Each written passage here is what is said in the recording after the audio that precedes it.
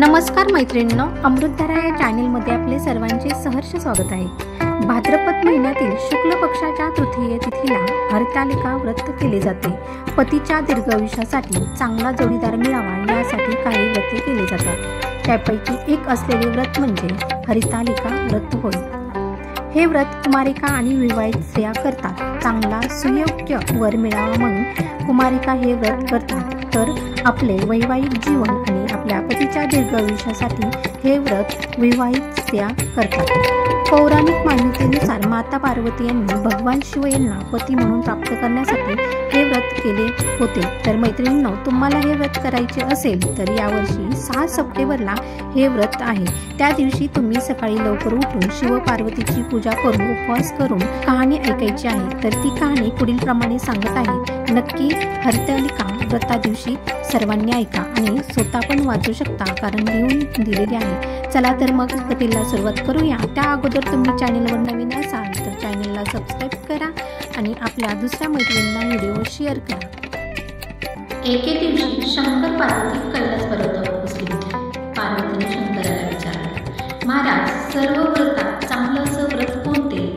श्रम थोडे आणि फळ पुष्कळ असं एखादं व्रत असलं तर मला सांगा, आणि मी कोणत्या पुण्याने आपले पदरी पडले हेही मला सांगा।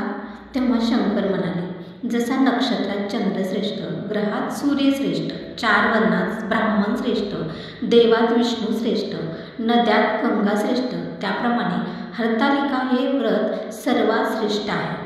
ते तुला सांगतो, तेच तू पूर्वजन्मी हिमालय पर्वतावर केलंस आणि त्याच पुण्यानं तुम्हाला प्राप्त झालीस।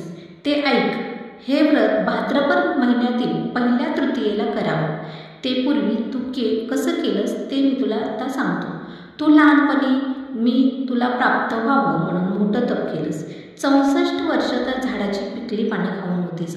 थंडी, पाऊस, ऊन ही तिन्ही दुःख सहन केलीस।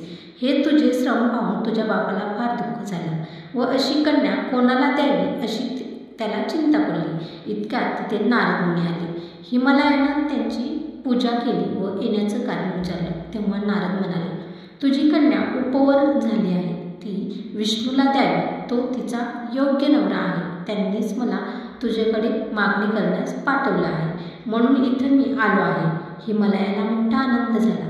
त्याने ही गोष्ट कबूल केली। नंतर नारद ते विष्णूकडे आले। त्यांना ती हकीकत कळवली व आपण निघून दुसरीकडे गेले। नारद गेल्यावर तुझ्या बापाने ही गोष्ट तुला सांगितली। ती गोष्ट तुला रुचली नाही, तू रागवलीस। असं पाहून तुझ्या सखीनं रागवण्याचं कारण विचारलं। तेव्हा तू सांगितलंस, महादेवा वाचून मला दुसरा पती करणे नाही असा माझा निश्चय आहे। असं असून माझ्या बापाचं मला विष्णूला देण्याचं कबूल केलं आहे। ह्याला काय उपाय करावा? मग तुला तुझ्या सखीनं एक घोर अरण्यात नेलं। तिथं गेल्यावर एक नदी दृष्टीस पडली। जवळच एक गुहा आढळली। त्या गुहेत जाऊन तू उपवास केलास। तिथं माझे लिंग पार्वतीसह स्थापलीस, त्याची पूजा केलीस। तो दिवस भाद्रपद शुद्ध तृतीयेचा होता। रात्री जागरण केलीस, त्या पुण्यानं इथलं माझं असं हल्लं। नंतर मी तिथं आलो, तुला दर्शन दिलं आणि वर मागण्यास सांगितलं। तू म्हणाली, तुम्ही माझे पती व्हावं याशिवाय दुसरी इच्छा नाही। नंतर ती गोष्ट मी मान्य केली।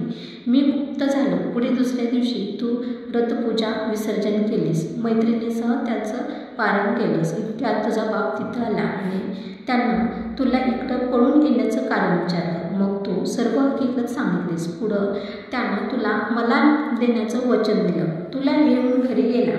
मग काही दिवसांनी चांगला मुहूर्त पाहून मला अर्पण केलीस। अशी व्रतानं तुझी इच्छा पूर्ण झाली। याला हरतालिका व्रत असे म्हणतात। व्हिडिओ आवडला असल्यास व्हिडिओला लाईक, शेअर, सबस्क्राईब करायला विसरू नका। धन्यवाद।